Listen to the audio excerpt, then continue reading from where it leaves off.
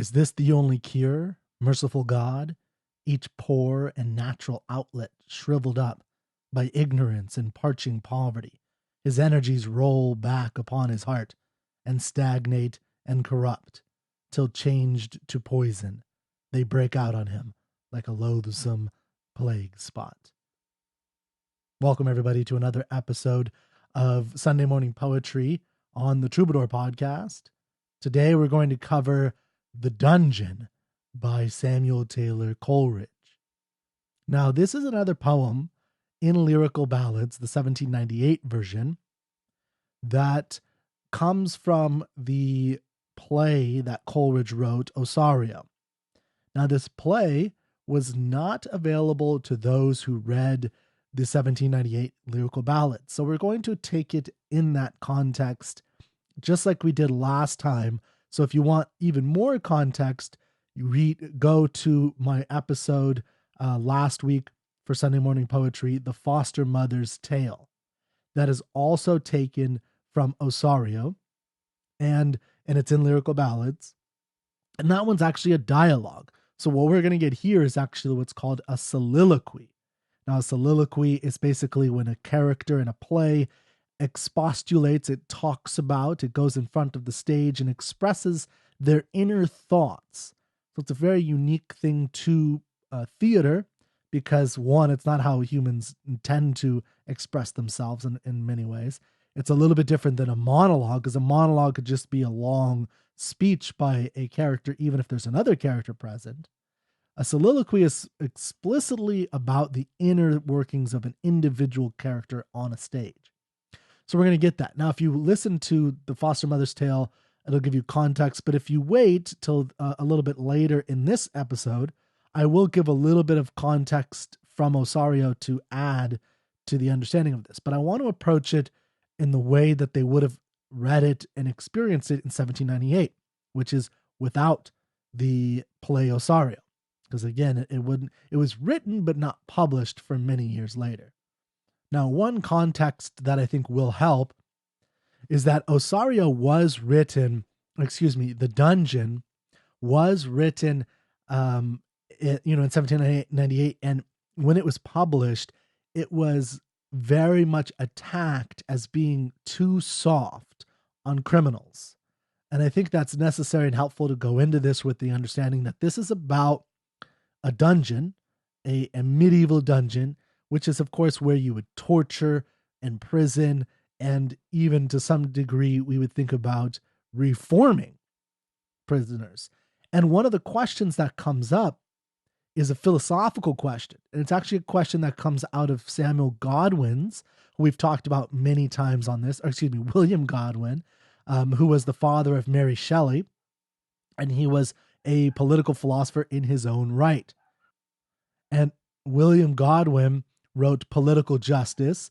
And one of the things he talked about was how you have this societal things that get in the way of man becoming a man, and man in his best state of nature being the best that he can be. And that all these things that we put on man and society actually get in the way of him, any kind of reform that may be possible, or really that it's the society that causes these convicts and horrible ideologies. And this kind of progressive idea is what we would call, this is one of the views I think that a lot of progressives have. Now, whether you agree with the philosophy or not is kind of beside the point, and we can kind of parse it out as we go. I think it's helpful to think about, though, even if you disagree with it. And this is a good expostulation of Godwin's political justice theory in his book, Political Justice. So let's go through the poem. Let me read it. Remember, this is so one way to picture this, let's step back. Before I give you the picture of what's going on, I want you just to experience it like they had it in 1798. So just experience the words. We'll talk about it, and then I'll help you draw a little bit of a picture to get a better understanding of it.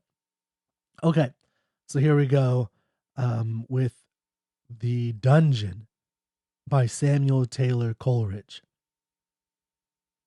And this place our forefathers made for man, this is the process of our love and wisdom, to each poor brother who offends against us, most innocent, perhaps, and what if guilty?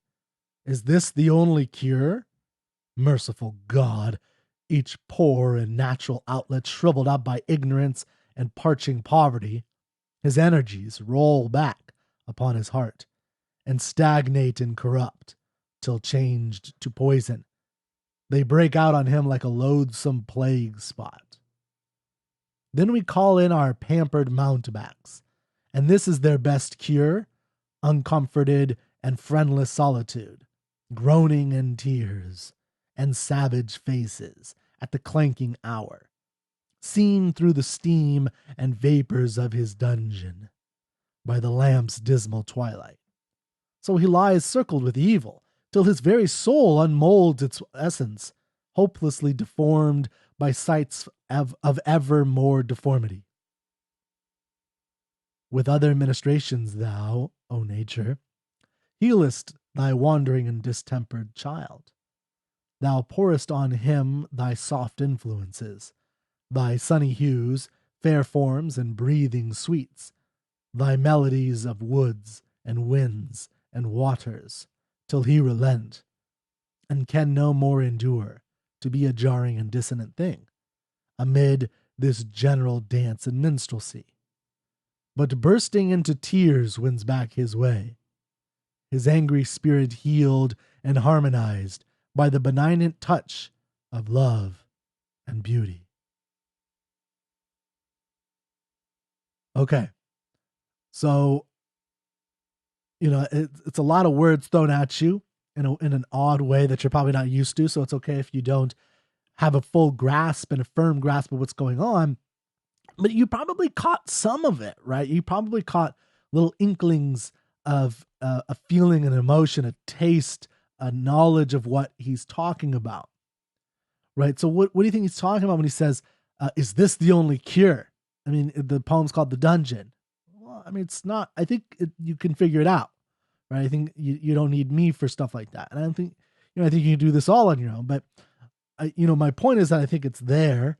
There, you can do it. It's not the most complicated verse like we did John Donne. And sometimes the way he structures his sentences, where you have a verb that's at the end of a line that actually applies to two clauses that came before the verb. I mean, it's all kind of wacky sometimes. This is much more straightforward in a lot of ways. And that was one of the goals of lyrical ballads, to make it possible for the everyman, for the not, you don't have to go to Cambridge and spend all your life studying this stuff to understand it. You could be, like me, a trucker kind of guy living in an RV that could figure this stuff out. Now, let's go into this stanza, or line by line. There's only two stanzas, so it's not structured like, a sonnet where you might have three very structured or four stanzas, and they have particular meter and a particular rhyme scheme. This is in an open verse, or a blank verse, which, remember, does have a meter even if it doesn't rhyme. So blank verse is meter but without rhyme. So meter, basically you just think about like the syllables in each line. There's a certain way that it goes, and it's usually iambic pentameter. So this is what this structure is in, but there's not a rhyme. It doesn't have to rhyme at the end of every line, or every other line, or something like that.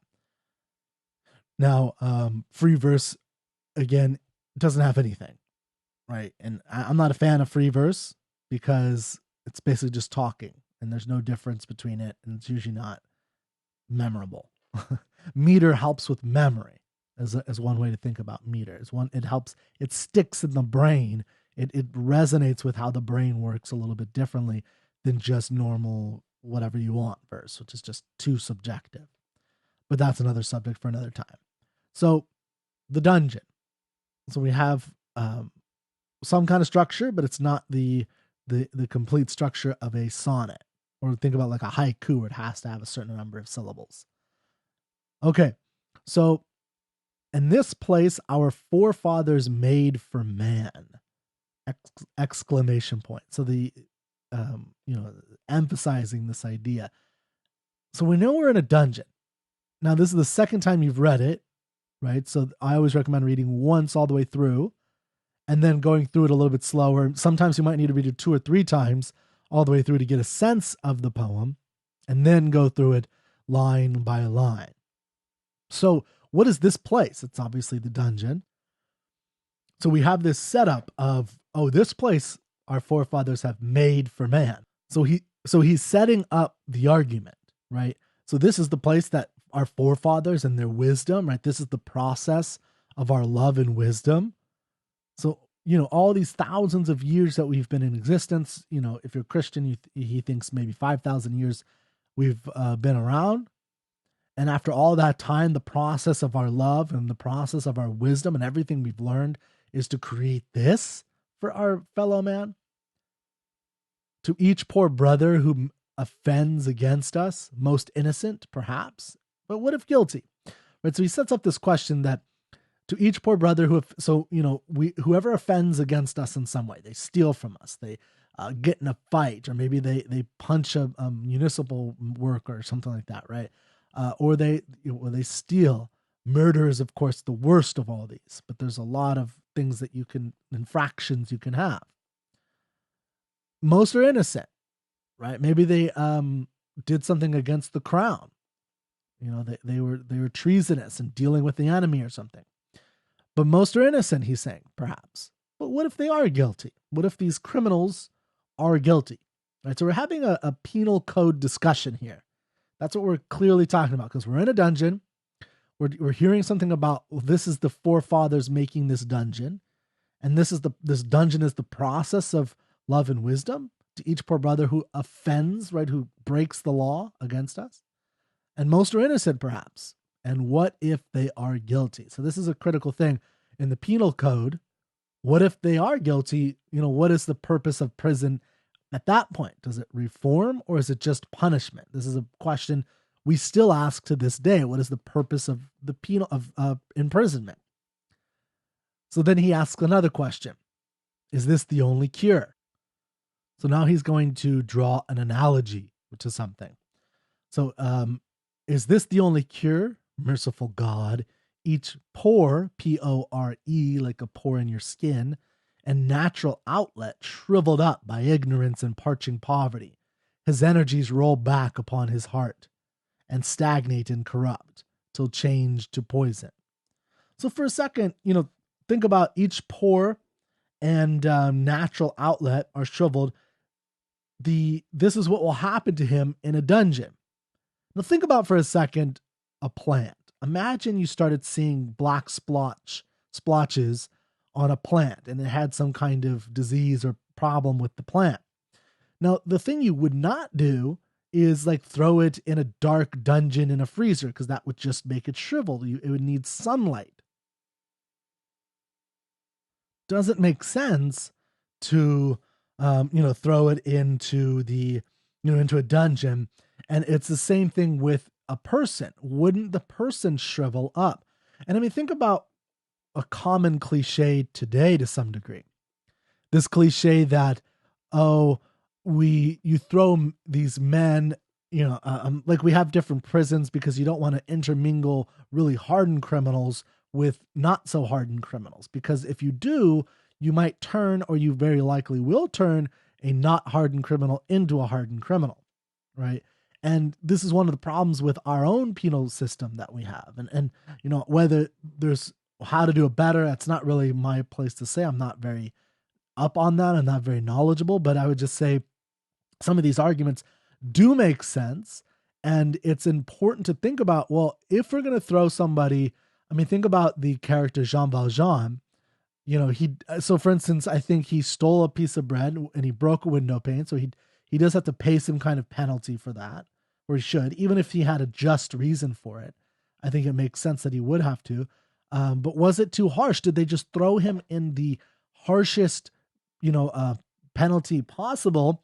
And then, for instance, he got like a couple of years. I can't remember how many years at first, but he got a couple of years in prison. And then he tried to escape. And then he got a couple more years for trying to escape. And basically it ended up being something like 19 years. And it all started with stealing a piece of bread and breaking a window pane. Now, this whole thing took up 20 years of his life. And of course, when he gets out, he is a criminal, right? He bashes a bishop in the head and he steals all of his silver. So he's still a criminal, even though he thinks he's going to be safe after he leaves, and he's not. The point is that, this idea of you go in for an infraction, you come out a murderer, that's not something that doesn't happen. And it's something that needs to be considered when these situations are going into. Now, when we're talking about, well, what are we going to do with these prisoners? So this guy did break the law. He needs to be punished. And maybe it's, not his first time stealing, for instance. Maybe Jean Valjean's not the best example. Someone who's stolen multiple times has been fined and did everything he can outside. So now he's just got to go to prison. So then what do we do with them at that point? How long does he stay in prison? Does that reform him? Are we going to kill him? Like, if he's going to eventually go out in society, how do we reform him? And how does prison do that? And if it doesn't turn him into a worse criminal? And that's one of the arguments I think he's making here is each poor and natural outlet shriveled up by ignorance and parching poverty. So, the person who's already, that offends them, one of the reasons is that they aren't natural as it is. They've shriveled up. What shriveled them up? What made them unnatural? Ignorance and parching poverty. This is an argument that, so when you hear this by progressives today, it's the same argument they've been making for hundreds of years. Now, whether it's a legitimate argument or not, I don't quite agree with it, but I know what they're saying, and I'm trying to just get you to understand the argument of the poem and the analogy so you can appreciate the language. Each poor and natural outlet shriveled up. That's what happened to this individual before he offended, and the reason it's shriveled up is by ignorance and parching poverty. Like, you can't drink a parched mouth caused by poverty. So again, Jean Valjean is a good example in this case because Jean Valjean stole it to help his niece, I believe it was. And this is from Les Miserables, if you're unfamiliar. His energies roll back upon his heart, right? So read his life source. His life source would roll back upon his heart, causing stagnation and even corruption rather than healthy growth. Then in this isolated place, plague spots would break out on his body, caused by a rotting soul. So, when we're talking about curing, we're trying to cure a plague in this sense, like something of an unnatural part of this criminal's soul. So what, cures do they offer? Well, so they call pampered mountebank. Basically, you just think of this as charlatans selling remedies, snake oil salesmen. And these snake oil salesmen, these men selling fake remedies or claiming to have remedies, which I think we have to this day, right? Like, let's put a therapist in there. Let's put this in there. And let's have everyone sit in a circle and do it. I don't know if that actually works for most people. Maybe it, they think it works because occasionally someone is reformed, but maybe that person would have reformed on their own. Like, I don't know, have enough information, but I don't know that throwing a psychiatrist and having people in a circle, talk about their feelings is actually the best way to reform a man who beat somebody else with a pipe. Like, I don't know that that's the case. What's really causing it. I don't know that therapy is good enough or that you can find the right therapist. Or maybe somebody can say, so I think there's something to therapy, but it has to be the right therapist. And when you put them in a group setting, is that the right situation? So my point is today we have mountebanks selling these reforms. I've even seen, like, put dogs in there. Now I'm fine with that, like put stray dogs and let these criminals take care of them, and that will reform them. I don't know that that's going to reform them. Maybe it is sweet and they have something, to take care of, and maybe that does help them on some level. But does that mean that when he goes out and he's in parching poverty again, he's not going to bash someone's brains out? I don't know that that's the case, right? I doubt there's any information or any, actual evidence that would on a grand scale do anything. It might, look nice and make a great viral video, but I don't know it'll be anything. So, today we do this. So my point is that today we do the same thing, right? We call in our pampered mountebanks, right? So people from a completely different world who have no concept of the world that these prisoners come from, and they go in with their snake oil sales, their let's put a turtle in every room, and that turtle will somehow magically put their chakras into the prisoner, and the prisoner will no longer want to rape and beat people to death. Okay, great. It's not going to happen, right? Pampered mountebanks. Now, in Coleridge's poem, it's his pampered mountebanks are going to do something else, and this is their best cure. Here we go. Uncomforted and friendless solitude, groaning and tears, and savage faces at the clanking hour. Clanking hour. Seen through so like clanking of the streams, I assume it's something like, when all the men are getting fed or something like that. And so all they're seeing, so here are the cures: to be uncomforted, right? So they don't get a dog back then. So the mountebanks were different than the mountebanks today. The mountebanks today are more the Coleridge type, perhaps, that give comfort, that give friendly expressions to their community, right? That don't have groaning and tears, but that have hugs and kisses, right?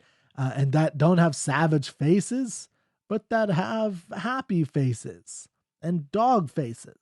So that's what they do today. So in Coleridge's time, the cures by mountebanks were uncomforted and friendless solitude, groaning and tears, and savage faces at the clinking hour, seen through the steam and vapors of his dungeon by the lamp's dismal twilight. So that's the image. So that's like, I want you to take a moment to try to read through and think about that as an image. Like, picture that as an image of what a prisoner in this dungeon experiences. Uncomforted and friendless solitude. So he's in his little cell, cramped, like 5x5 or whatever, and he can't even barely lay down. And friendless solitude, groaning and tears. So all around him, he just hears, right? And just these horrible sounds of a dungeon. And he sees savage faces. The guard comes in and, here's your food, right? And at the clanking hour, I'm not 100% sure what that means. I assume it's something like, for food time. Seen through the steam and vapors of his dungeon. So he sees nothing at all. Like, imagine the plant that's diseased. We put that in a dark hole with no sunlight. Vapors of his dungeon by the lamp's dismal twilight. So in other words, the mountebanks are having a very unnatural cure. Now, of course, this is the Romantics. This is Coleridge. This is the lyrical ballad. So he's going to offer what's in a few minutes or in a few lines, a natural cure, being more natural, being in nature. This is why we think of them, the Romantics, as nature poets. Okay, continuing on the poem. So he lies, circled with evil, till his very soul unmolds its essence, hopelessly deformed by sights of ever more deformity. So this is the solution that he has in the dungeon poem.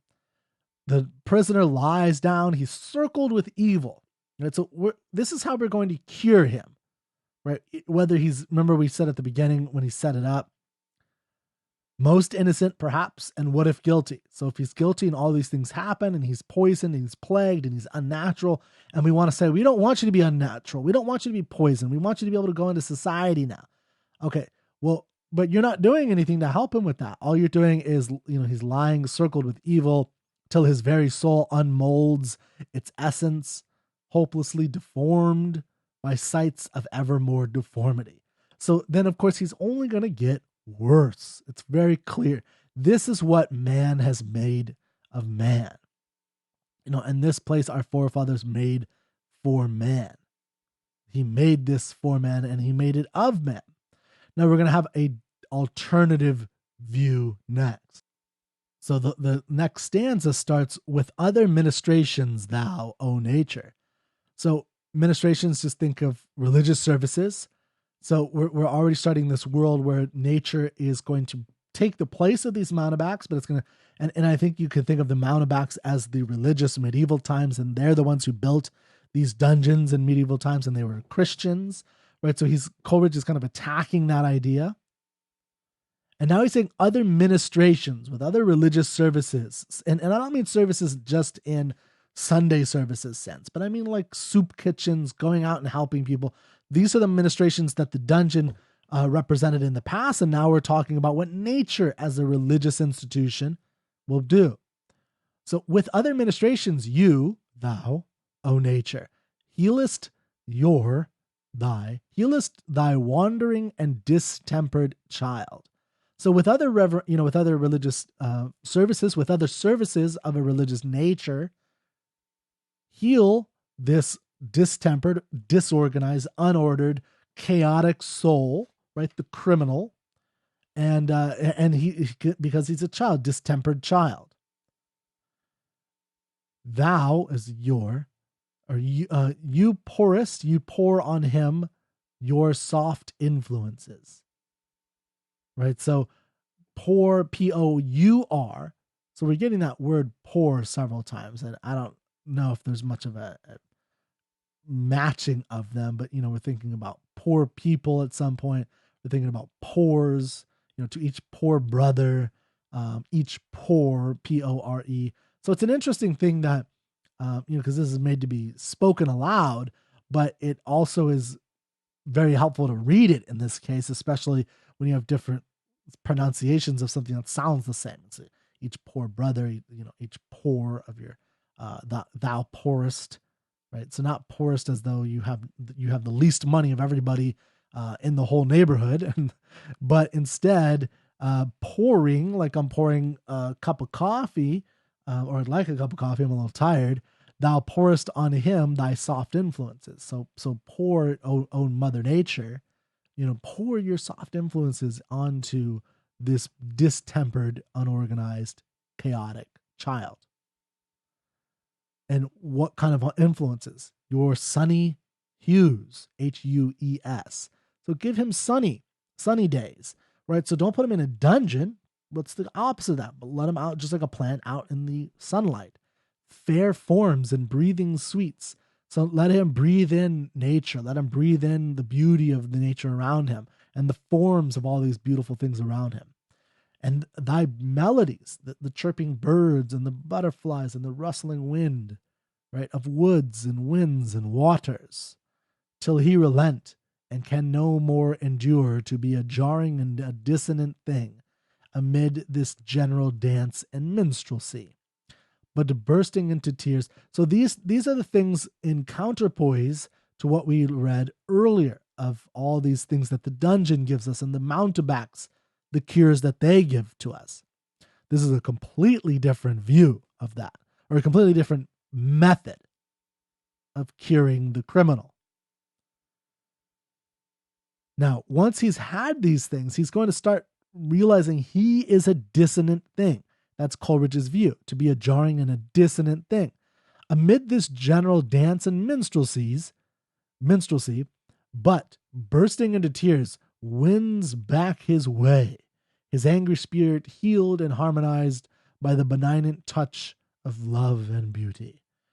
Now, I'm going to have to say, personally, I don't agree that would actually cure a criminal, most criminals. I have no doubt that perhaps there are some criminals that would be cured that way.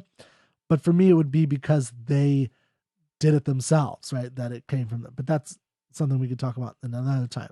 What he is saying is that if you put, and there is a kind of logic to this, I think that to be sympathetic to what Coleridge is saying, if you put a man who, has a poison of the soul, which is related to a poison of the body in this poem, right? He's giving you concrete, conscious, physical relationships between these things. A loathsome plague spot, but it's not a plague spot like the actual plague that killed, tens of thousands of Europeans, but it's a plague spot of the soul. And that's the only thing that could cause somebody to do bad things. To cure that, you don't put that person in a dank, dark, horrible dungeon with savage faces and gross sounds and all these nasty things, the dripping of a tortured, device in the other room, and a man screaming down the hall, someone getting their head or getting dragged down the hall to get their head chopped off. Like, that kind of world is not the best for curing this soul disease, this plague of the soul.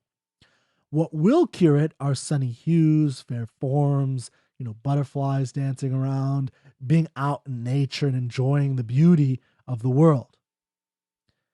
Now, the argument makes sense, though, because we are physical creatures. So this is a mind-body integration. This is a look at both body and mind as one, rather than they're two separate things.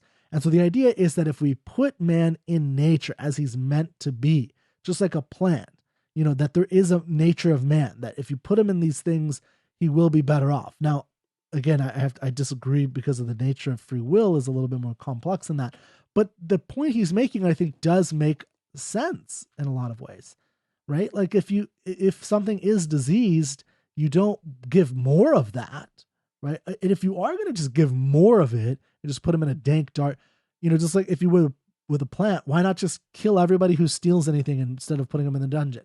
Because you're just making it worse, right? It's like, if someone had a plague and you're just going to dump more plague on their face, what's the point, right? So, although I guess one argument they could make that maybe occurred to me is that if you put all the plague people that are infected with plague, physically, let's say, put them all in one place, 95% will die. The 5% that live, those are the good ones. So that's another way to think about it, is you throw all these men in the dungeon, and the ones that survive, those are the ones that perhaps had the chance of reforming in the first place.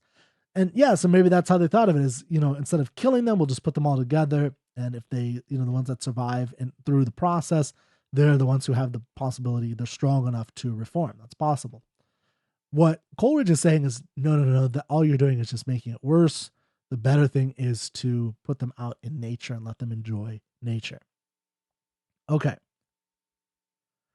Now, if you read, or you go back to last week's and you listen to the foster mother's tale and Osario, you'll realize that this is Albert.